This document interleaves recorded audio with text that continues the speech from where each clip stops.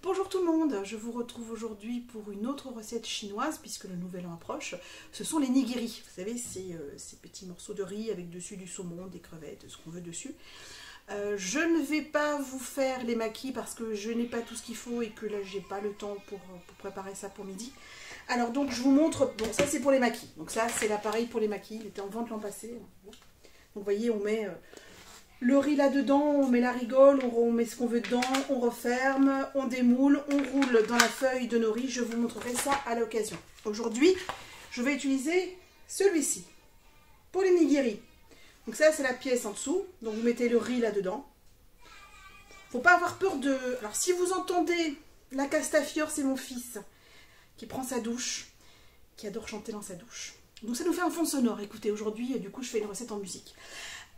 Donc on met le riz, on n'a pas peur de bien tasser, bien en mettre parce qu'on va venir appliquer, hop, on va presser avec la deuxième pièce et ça va nous faire des nigiri super.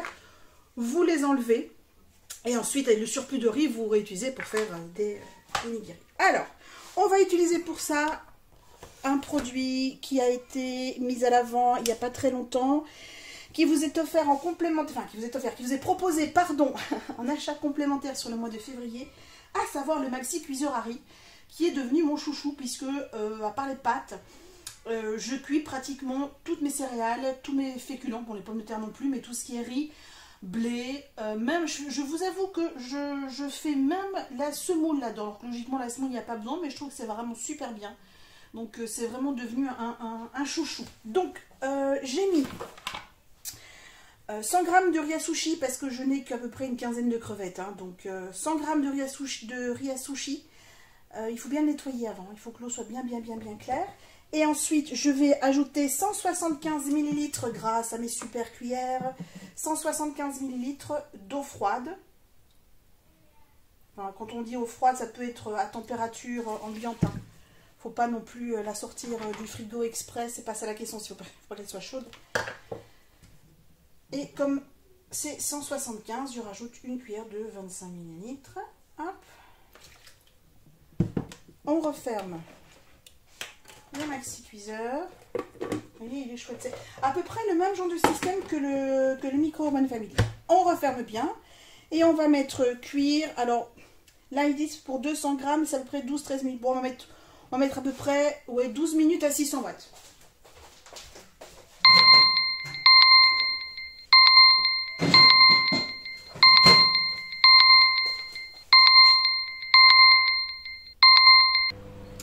Voilà, une fois que le riz sera cuit, on va laisser reposer 10 minutes. Je vais déjà préparer le mélange qu'on va mettre dans le riz. Donc c'est bien du riz à sushi, hein, ne prenez pas un riz Uncle Ben's qui ne colle jamais, hein, ça n'ira pas. Ou toute autre sorte de riz, il faut vraiment prendre du riz à sushi. Pour continuer la recette, vous aurez besoin de vinaigre de riz. Voilà. De sucre, moi je prends du sucre de canne. Voilà, je cache les marques hein, quand même. Et du sel. Voilà, moi j'ai de la fleur de sel. Voilà. Alors, on va verser du coup 15 ml. Donc je divise les portions en deux parce que là c'est une recette pour 200 g de riz. Donc 15 ml de vinaigre de riz.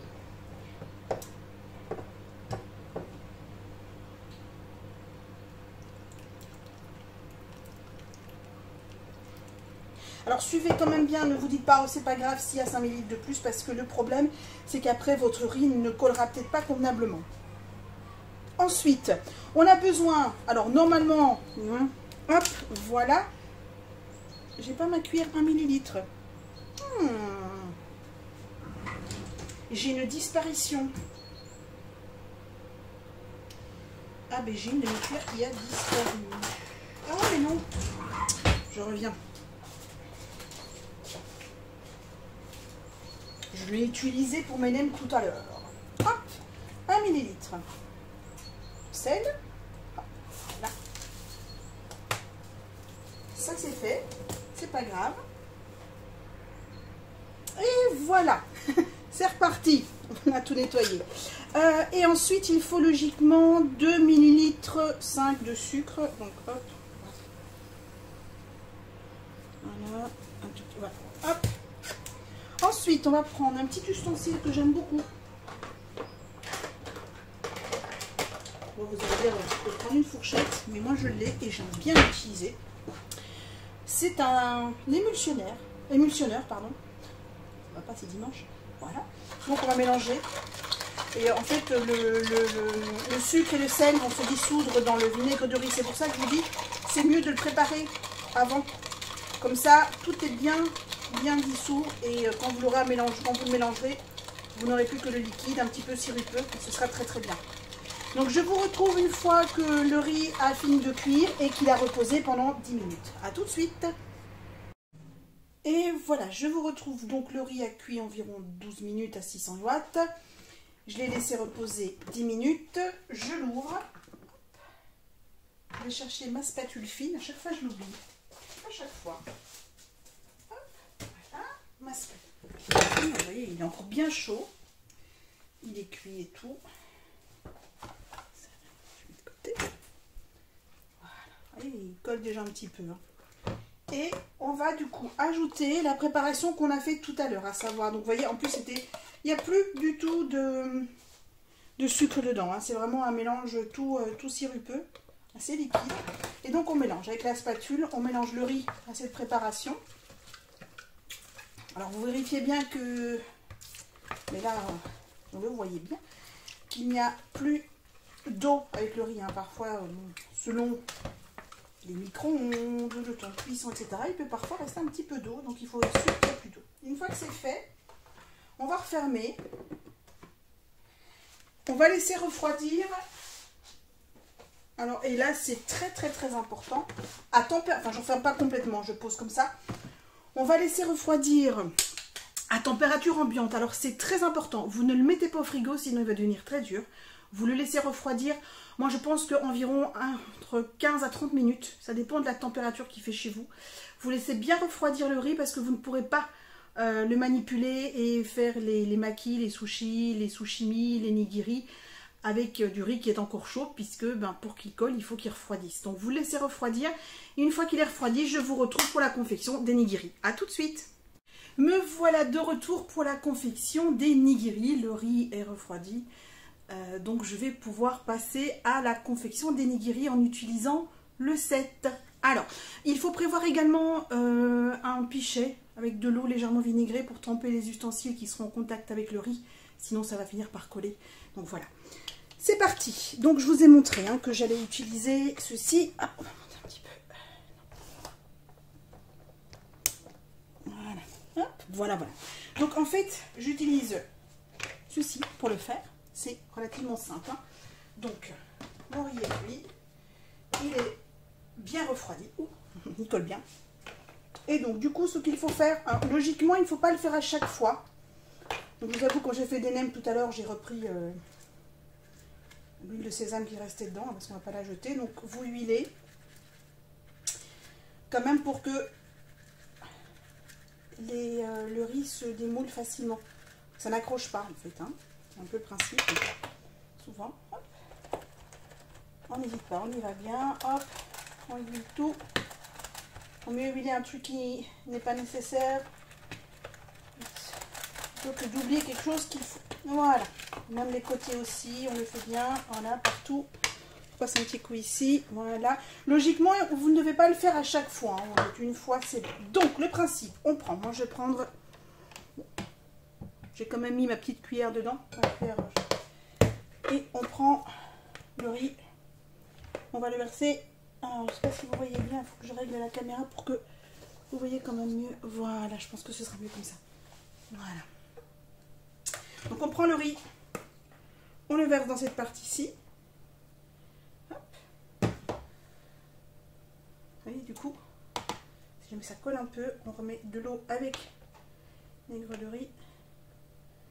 On n'hésite pas, on en met bien. De toute façon, le surplus, comme la planche est propre, je remets dedans. Hop.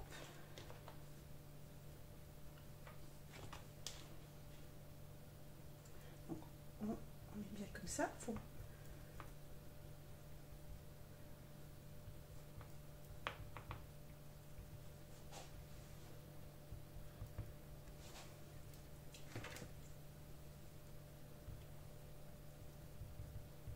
Ensuite, on prend le couvercle, donc celui-ci, voilà, on le met dessus et on presse. On presse bien, on presse bien, hop, on retourne et voilà. Donc, vous voyez, il n'y a rien de sorcier. Alors après vous allez me dire, oui, mais pour le démoulage, comment est-ce qu'on fait? Eh bien voilà, hop, on prend comme ça, on en prend un, hop, tout simplement. Vous voyez, un peu de riz là. Délicatement, donc tout est question aussi de délicatesse. On le prend, on le pose. Je vais vous approcher l'assiette. Donc voilà. Sinon, ce que vous pouvez faire, c'est tout simplement les mettre comme ça dans la main. Vous ajustez le riz qui est en trop. Puisque de toute façon, on se lave toujours les mains avant de cuisiner. Voilà. Vous voyez comme ça colle. Je trempe un peu les mains là-dedans. Et du coup, hop, je peux poser les autres sans aucun problème. Et vous avez de magnifiques nigiri. Et voilà. Je vais vous montrer une deuxième fois. Une deuxième tournée. Je me nettoie les mains dans les pichets. Alors je vais vous montrer parce que moi je trouve ça génial, c'est mon âme d'enfant. Regardez. Petit aparté dans la recette. Il neige. Oh, il neige. Bon, tant pis, on ne l'a pas eu à Noël. Mais c'est pas grave, on l'a maintenant. Voilà, donc je vais vous montrer une deuxième fois. Donc il n'y a pas besoin, je vous dis, d'huiler, hein, puisque normalement l'huile tient. Donc on met le riz là-dedans. Donc dans la partie la plus creuse, on va dire, hein, celle où il y a vraiment la place pour mettre bien le riz. Et on tasse bien, parce que plus vous tasserez le riz, plus vos nigiri vont tenir. Sinon, quand vous allez les démouler, bah, ils risquent de se casser en deux, en fait. Hein. Moi, ce que je vous conseille aussi, c'est avant de les garnir ou de les manger, c'est de les mettre un tout petit peu au frigo.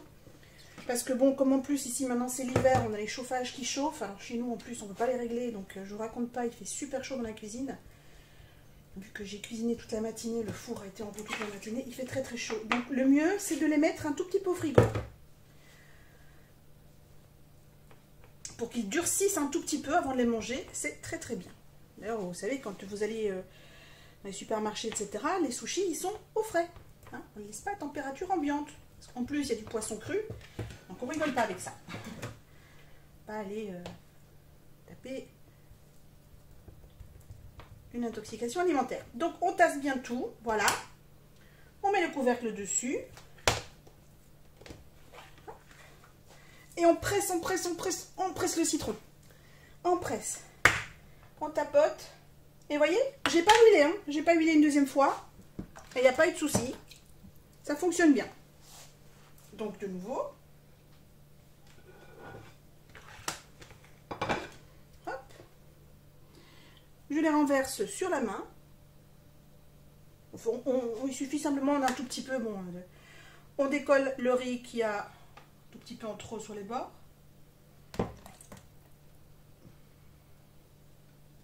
Faites quand même attention à ne pas avoir trop d'eau vinaigrée sur les mains, parce que sinon là ils vont vraiment se casser. Hein, donc, hop.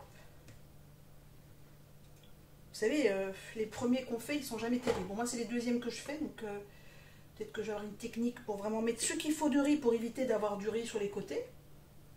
Mais vous voyez, ça s'enlève assez facilement. Hein. Alors évitez qu'ils se collent aussi. Il y a des petits cocons de soie. Et voilà. Alors dessus, moi j'ai fait cuire des crevettes, donc je vais les découper. Je vais les mettre dessus. Et puis ben sinon, vous pouvez les manger comme ça. Hein.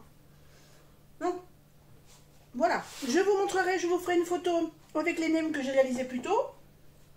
Et les nigiri qui vont les accompagner. Et voilà, bon appétit, merci de m'avoir suivi.